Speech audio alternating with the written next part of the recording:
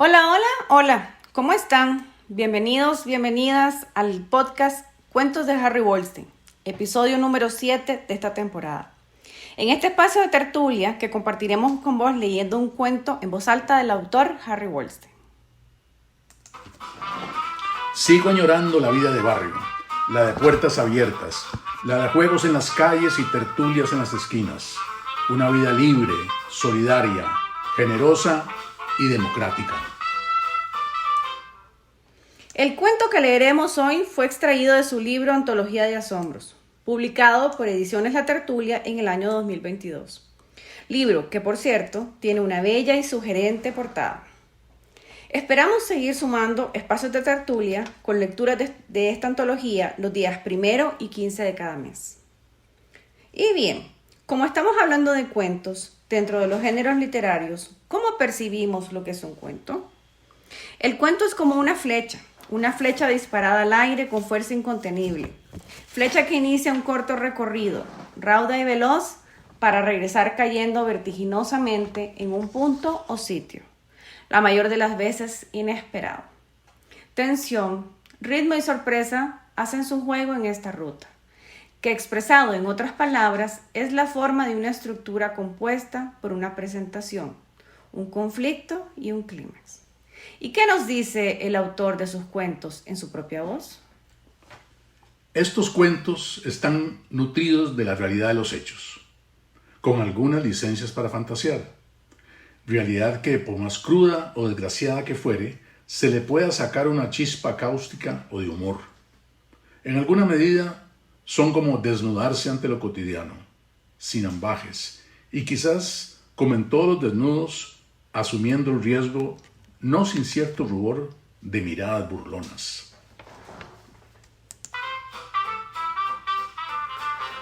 Con el cuento de hoy trataremos de revivir una imagen del pasado siempre presente en las sensaciones genuinas. Amigas y amigos, sin más preámbulos, el cuento de hoy se titula Tras las huellas del humo. Estén donde estén, pónganse cómodos y vamos a la lectura.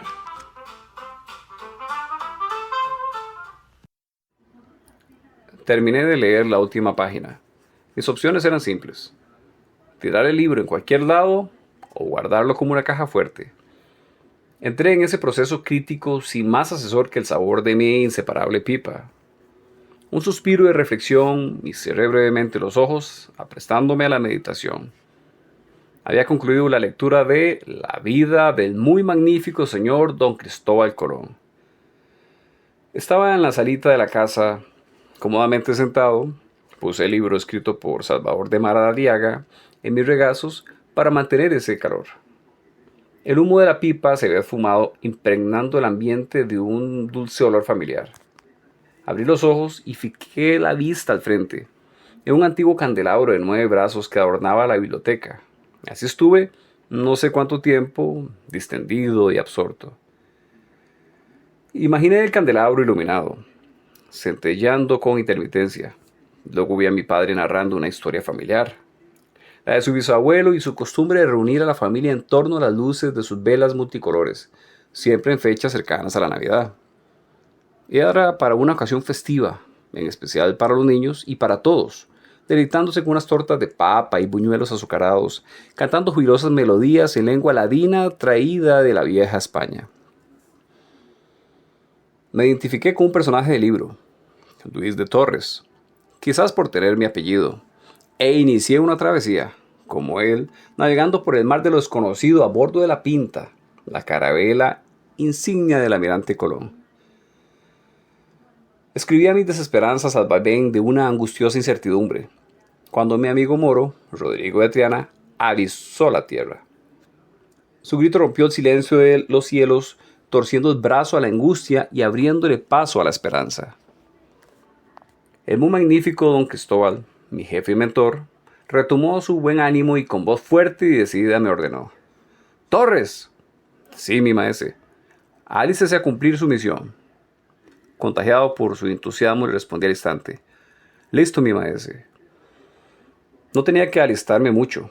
Estaba preparado, deseoso de hacer algo para desterrar la bulia.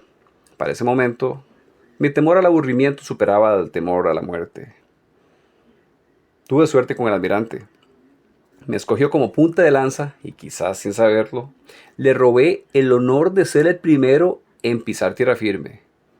Ser traductor y ducho en lengua me dio ese privilegio. Mi misión era traducir a los moradores de las tierras de Zipango y del Gran Khan, emperador del Asia, e informar de los maravillosos palacios de techos dorados. Me sentí mal por el almirante. Siempre estuve muy agradecido. No era para menos, había sido responsable de mi liberación.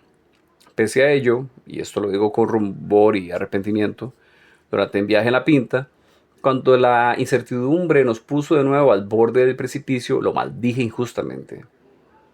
Su Zipango era una quimera, mi vida no. Yo buscaba un horizonte donde asirme y no un mundo de cuadrículas. Pero él dio una lección de entereza. Apareció Zipango ante el grito proferido por de Triana, y lo volví a admirar a él y su aventura. El descubrimiento fue una hazaña salvadora y así bautizó esas costas. Al almirante le atendí otra encomienda. Dijo esta vez con tono reflexivo, casi insinuando duda. Quisiera, Torres, permanezca en estas tierras dedicándose a narrar por escrito sobre vidas y costumbres de los nativos. Honor que me hace, le contesté sin objeción. Sentí, en efecto, que había sido afortunado con otro honor, y así fue como me quedé un año en una tierra insular que él llamó la Española. Pronto comprendí que los nativos eran indios de un nuevo mundo y empecé a explorar con ellos el reto de la comunicación. La convivencia se tornó riquísima y me regresó el gusto por la vida. Estaba feliz, aprendí de ellos más de lo que yo les podía enseñar y retomé algo que creía perdido, el respeto a las diferencias. Pero también aprendí cosas nuevas e inusuales como el respeto y el amor al entorno natural. Su mundo y su Dios eran la naturaleza y sus sugerentes expresiones.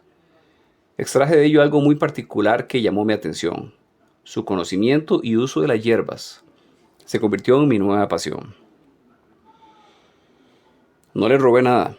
Solo tomé prestado el gusto por las hierbas, en especial ciertas hojas que, una vez secas y metidas en una caña, las quemaban para inhalar el humo.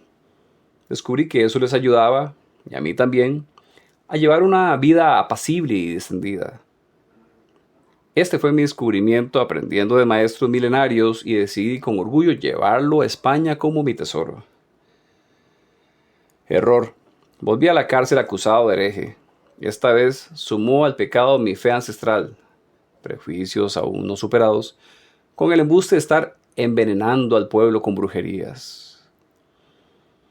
Estando en la cárcel recordé con nostalgia la nobleza de los indios y al almirante con devoción como mi héroe. Él fue valiente en muchas cosas, no solo cuestionando viejas teorías del arte de la navegación y la cartografía, sino también por cuestionar ni más ni menos a los mismísimos reyes de Castilla y Aragón. A causa de un infame decreto emitido por los reyes, ordenando la expulsión de mis congéneres judíos de España, irónicamente, en 1492, el mismo año en que el almirante descubrió un nuevo mundo, estuve encarcelado por primera vez en mi vida. Él le negoció a los monarcas abrir los barrotes de la vergüenza y fue así como muchos nos enrolamos con la tripulación que lo acompañó en la expedición. Sí, éramos presidiarios y gracias a él nos liberaron. Aunque fuese para correr su incierta aventura, una locura que podría igualmente desembocar en la muerte. Pero nos daba igual. La expulsión de España era como morir de a poco, enfermos por la plaga de la indignidad. Sí, éramos presidiarios, pero allí no estábamos por criminales o delincuentes.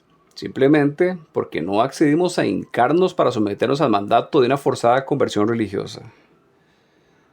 No puedo olvidarme de la humillación y las burlas. Ya llegó Torres, el marrano. Así era nuestro apodo, con nombre de puerco. Torres, ponte tu San Benito que te luce muy bien. Así le llamaban a un peto que nos obligaban a usar entre pecho y espalda para diferenciarnos. Torres, y hay de esa carne asada. Era una clara alusión a la hoguera. el cruel castigo para los que nos llamaban herejes. La envidia y la intolerancia religiosa se abrieron espacio para juzgarme. Un siniestro personaje, de excepcional talento para crear temor y sufrimiento, Torquemada, se erigió como el dios juzgador. Se hizo llamar el Gran Inquisidor y dictó mi sentencia. Luis de Torres, con la iluminación divina y estando yo con el mandato del Tribunal de la Santa Inquisición, se le condena por hereje a morir en la hoguera. Las hogueras fueron lo único capaz de iluminar las penumbras que habían ensombrecido el cielo. El cielo de mi España, de mi Sefarad, se ensombreció a manos de los terroristas de la fe. Quedaron atrás más de 1000 años de luz, de esplendor y armonía en la ciencia, las artes y el comercio. Logré escapar de mi segundo cautiverio. Emprendí un peregrinaje de 500 años cargando mis hierbas como única fortuna. En una extensa avenida de sueños, puse a discurrir el humo de mi tesoro y así fue como llegué, como primera parada, a la región de Flandes en los Países Bajos. Hice 1001 viajes entre esa región y la paradisíaca colonia holandesa de Curazao, por cerca de un siglo, dando tiempo a que la Inquisición, trasladada al nuevo continente con esquejes podridos por los Torquemadas, fueron finalmente rechazadas por la pura y fértil tierra americana. El Caribe se convirtió en mi hogar nómada hasta que desembarqué de nuevo donde nació el brote de mi pasión. Allí estaba esperándome la Española, Cuba, Cubita, como se llamaba para entonces, mi asiento de 2 siglos más. Volví a vivir con gran emoción la fortuna de compartir el calor de su gente y de aprender otra lección prestada, la de hacer de las hierbas una ciencia. Siguiendo la misma avenida de mis sueños, que condujo el humo de mis hierbas, llegué a mi última parada. Me bajé en el continente donde fui atrapado para siempre por el conjuro de mi seductora pasión. De repente, mi padre me sacudió el hombro con insistencia para sacarme de mi ensoñadora historia. «Apúrate, hijo. Nos esperan en la reunión de la cooperativa». Me incorporé, hinché el pecho con el aire del reposo, puse el libro en la biblioteca, justo al lado del hipnótico candelabro, y recordé mi terrena obligación como directivo de la cooperativa de tabacaleros de Palmares. Salimos abrazados, el aroma era delirante, mi padre fumaba un puro y yo volví a prender mi pipa.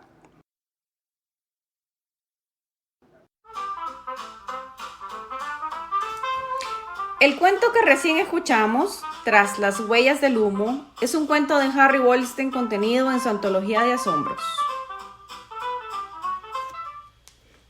Y bien, ¿qué sentimientos y qué sensaciones les despertó? ¿Les quedaron algunas interrogantes, inquietudes, dudas? Obras son amores y no buenas razones. Es un refrán popular que podríamos asociar a las acciones concretas que muestran el afecto, la lealtad y el compromiso genuino. Aunque no tan conocidos, si los complementamos con este refrán, solo los corazones fieles pueden resistir las pruebas del tiempo. ¿Podríamos pensar en aplicar ambas a la historia recién narrada?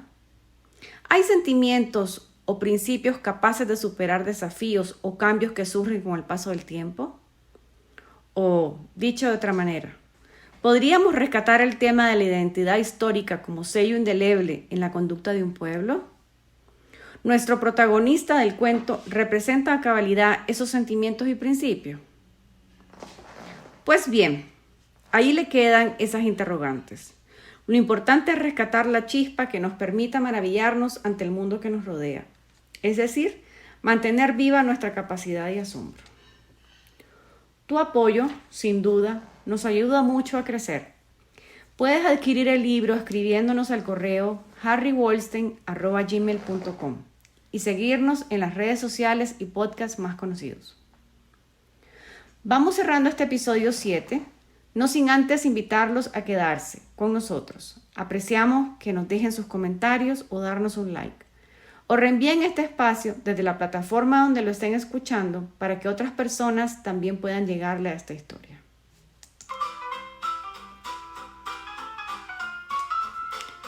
Este espacio fue producido en Santana, Costa Rica, por Ediciones La Tertulia y contó con la valiosa colaboración de Marcela Celedón e Israel Flores. Muchísimas gracias por compartir con nosotros esta tertulia de cuentos de Harry Walstein. Y como dijimos al inicio, este espacio se transmite los días 1 y 15 de cada mes. Así que hasta la próxima lectura dentro de 15 días. Nos vemos pronto.